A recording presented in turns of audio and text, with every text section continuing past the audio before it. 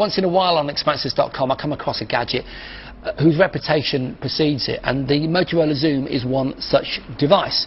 And instantly when you get it in your hands you can see why it caused such a fuss when it was first previewed at CES in Vegas in 2011, January. I was watching that stuff online. I actually wasn't at Vegas this year, and this was a device from all the different bits of technology that I saw online that most excited me, because I really do think this is a contender for the iPad and iPad 2's crown.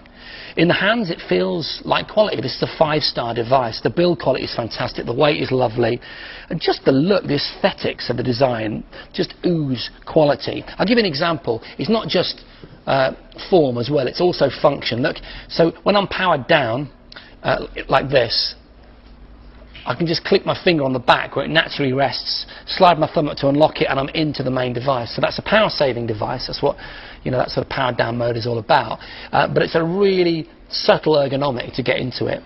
Okay, operating system, Android 3.0, Honeycomb, specifically developed for tablet machines. This really is the first proper Google tablet. Many are claiming that, but this is the one that brings together Google's vision, which is all about sharing your content, being able to access thousands of free books, and also use the mapping functionality that they've sort of held back from other devices for their own operating system. This uses a 5.0 variant of Google Maps, which has 3D content integrated within it.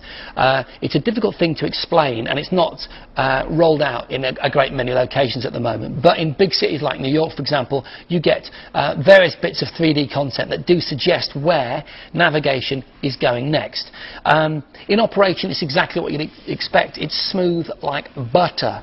That's partly because of Honeycomb, but it's also got a lot to do with the amount of memory that's on board here in the processor. It's the Tegra 2 dual-core processor, 1 gigahertz. There's 32 gigs of memory in there, which is useful. Also 1 gig of DDR2 RAM. So the whole thing is built to deliver a greasy, super slick user experience, which obviously works well for games that require grunt, but it also works well at just the basic user input level, just moving through pictures. Picture-wise, 5 megapixel camera on the back with flash. It can also do 720p video, and a 2 megapixel camera on the front for video calling.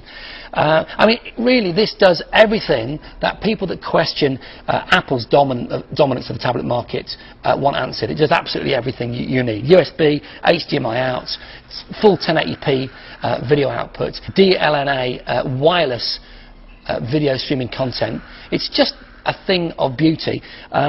And I mean, I need to get into this. I really need to spend a weekend with this. In fact, guys, I need to spend a weekend with this to thoroughly find out if there's any glitches in there or anything that I find annoying. But right now, it's love at first sight. 1 hour into playing with it, I'm totally sold.